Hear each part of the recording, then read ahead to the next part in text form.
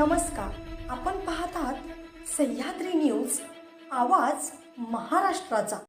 हा आपल्याला या ठिकाणी जनतेने दिलेला आहे की या जनादेशातून मी एवढंच म्हणेन की आनंद आहे, पण त्याहीपेक्षा जबाबदारी आपली वाढलेली आहे।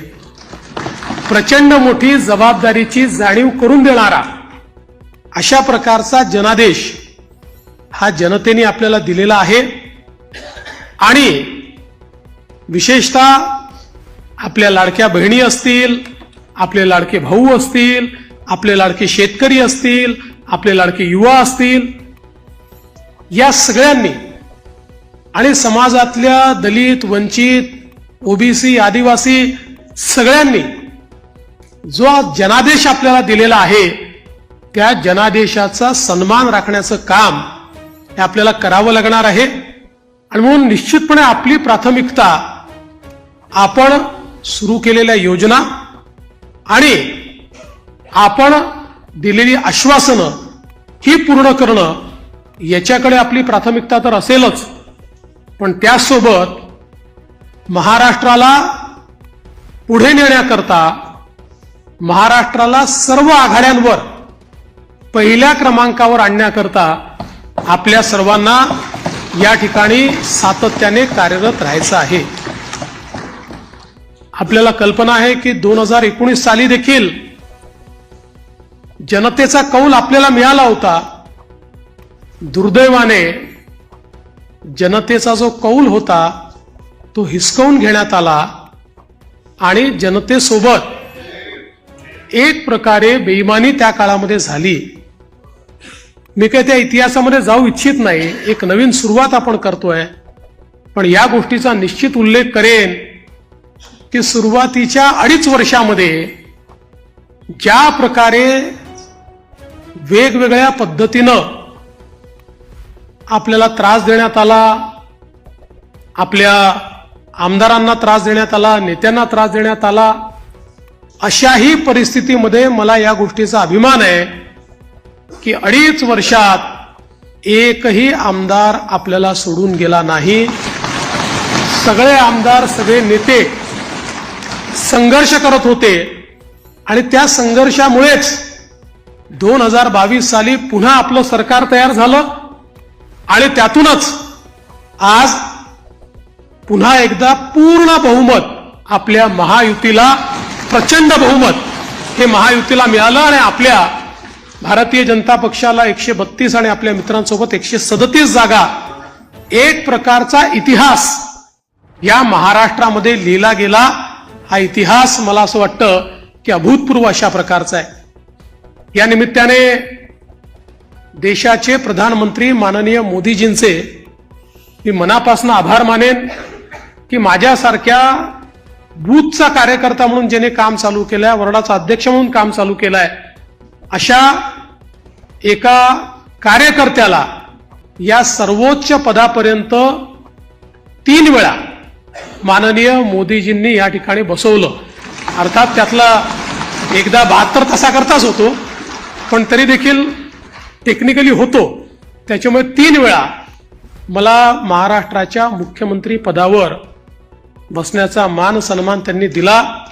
हा पक्ष ज्या प्रकारे त्यांच्या नेतृत्वात मोठा झाला त्यातूनच सामान्य कार्यकर्त्यांना वेगवेगळी त्या ठिकाणी पदं मिळाली, चांगली पदं मिळाली, आपल्याला काम करण्याची संधी मिळाली। म्हणून मी आदरणीय मोदीजींचं मनापासून या ठिकाणी त्यांचे आभार मानतो। पक्षाचे राष्ट्रीय अध्यक्ष आदरणीय JP नड्डा साहेब यांचे देखील अतिशय मनापासून आभार मानतो। आणि त्याचसोबत ज्यांनी या संपूर्ण निवडणुकीमध्ये अतिशय ताकदीनं महाराष्ट्रामध्ये आपल्यासोबत तळ ठोकून कार्यकर्त्यांमध्ये ऊर्जा निर्माण केली आणि या निवडणुकीत अत्यंत ताकद आपल्या सर्वांना दिली, ते देशाचे गृहमंत्री माननीय अमितभाई शहा यांचे देखील आभार मानतो। आणि भारतीय जनता पक्षाचं जे शीर्षस्थ नेतृत्व आहे त्या सगळ्या नेत्यांचे या ठिकाणी अतिशय मनापासून मी आभार मानतो।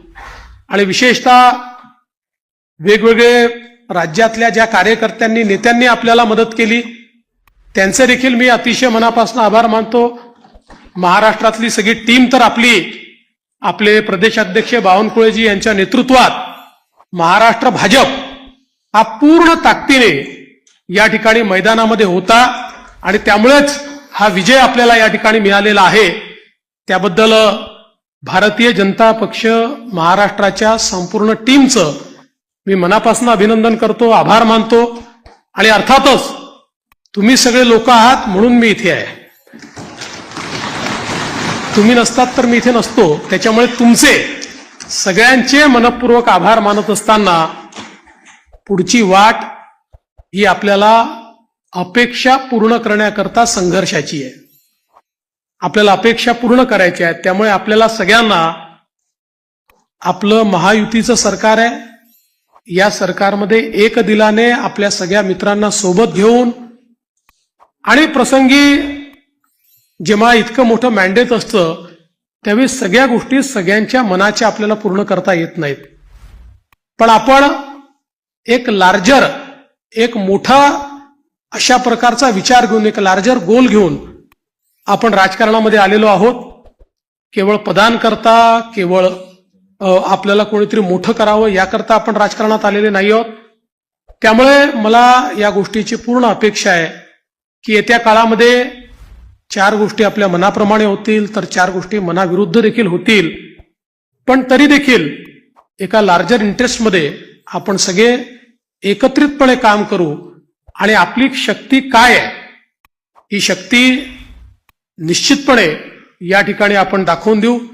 आज या निमित्ताने पुन्हा एकदा आपल्या सगळ्यांचे आभार मानत असताना महाराष्ट्रातल्या दीन, दलित, गोर, गरीब, आदिवासी, शेतकरी, शेतमजूर, महिला, ओबीसी, अल्पसंख्याक सगळ्या समाजाला या ठिकाणी मी आश्वस्त करू इच्छितो की महाराष्ट्राच्या सर्वांगीण उन्नतीकरता, महाराष्ट्राच्या प्रगतीकरता 24 तास आमचं सरकार काम करेल आणि महाराष्ट्रातल्या सामान्य माणसाच्या आशा, आकांक्षा, अपेक्षा या निश्चितपणे पूर्ण करण्याचं काम आम्ही करू.